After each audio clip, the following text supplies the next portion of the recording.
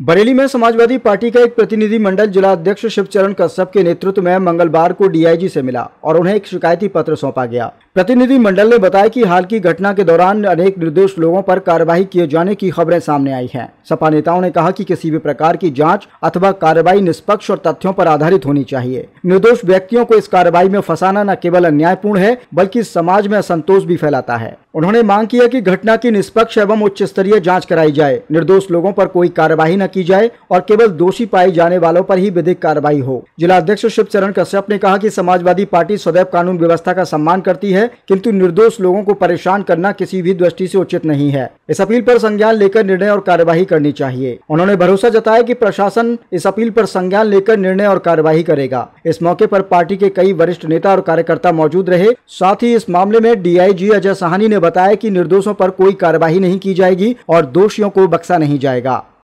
Sir, आज DIG साहब से मिले हैं, किस प्रकार में मिले हैं, क्या कहना चाहेंगे? देखिए, समाजवादी पार्टी के महानगर अध्यक्ष आदरणीय सलीम खान सुल्तानी जी, भगवत शरण गंगार जी और सुबलेश जी सभी लोग मिले हैं। मैं क्योंकि देर से आया था इसलिए पूरी बात नहीं पता, लेकिन जितनी मुझे जानकारी है उसके अनुसार जो निर्दोष लोग हैं उनके संग कोई जास्ती ना हो, इसलिए आईजी साहब से मिलना हुआ।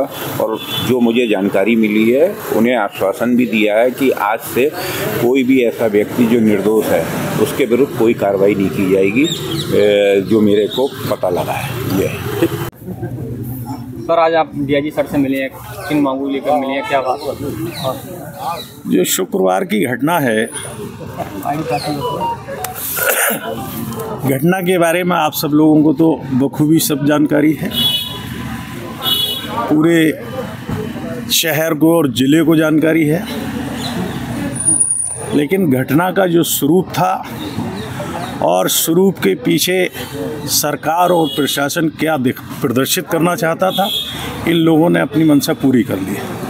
इनका एक ही लक्ष्य है कि हिंदू मुसलमान के बीच दूरी कैसे हो, और इसके अलावा कुछ नहीं। कहने ये आए थे कि निर्दोष लोग बेवजह परेशान हो रहे हैं, दोषी हैं जेल जाएं, उन्हें दंड मिले, लेकिन एक दोषी के चक्कर में 10 निर्दोष और फंसे।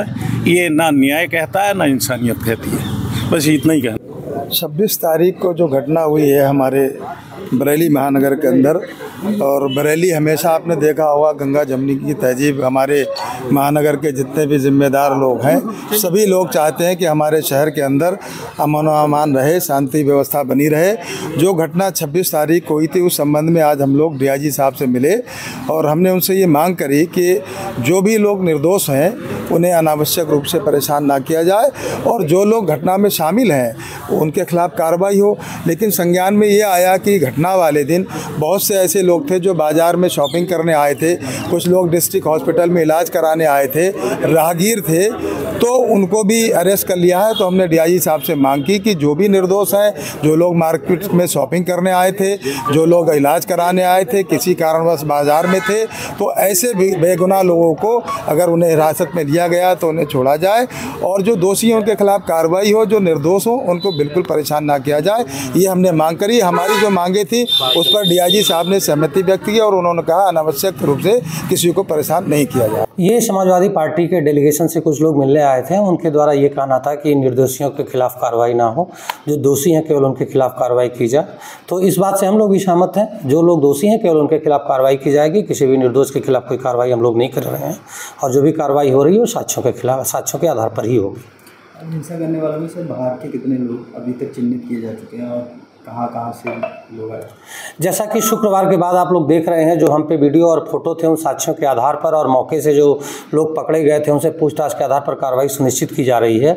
अभी तक की पूछताछ में बंगाल और बिहार के मुलजिम भी इसमें सामने आए जो इस घटना में शामिल थे, उनकी गिरफ्तारी की गई है, उनको जेल भी भेजा गया है। इसके साथ साथ ही आसपास के अन्य जनपदों से भी लोगों को बुलाया गया था, उनका भी चिन्हीकरण किया गया है और उन सभी के खिलाफ कार्रवाई सुनिश्चित की जा रही है। जैसा कि पूर्व में भी बताया गया था कि घटना की जो प्रवृत्ति थी उसको देखकर ये लग रहा था कि पूर्व नियोजित है, और ये सारे तथ्य धीरे धीरे सामने आ रहे हैं। तो इसमें न केवल उत्तर प्रदेश बल्कि बंगाल और बिहार के लोगों की भी संलिप्तता थी, वहाँ से भी लोग आए थे। अब शायद वो पहले से बुलाए गए थे, यहाँ रह रहे थे, उसकी भी हम लोग जाँच कर रहे हैं। कुछ लोग वहाँ के हमने जेल भी भेजे हैं। इसके अलावा जो आसपास के जनपद हैं वहाँ के लोग भी थे, उन पर भी हम लोग कार्रवाई सुनिश्चित कर रहे हैं। आईएमसी के अब तक कितने लोग जो थे पार्टी में संलिप्तता थे, कितने लोगों को गिरफ्तारी हो चुकी है? स्पेसिफिक पार्टी के या आईएमसी के कितने लोग हैं ये हम आप लोग को पूरी चीज़ें और तथ्य देखकर बता देंगे। बाकी जो घटना में जिस भी तरह के जितने भी लोग शामिल थे सभी की हम लोग गिरफ्तारी सुनिश्चित कर रहे हैं।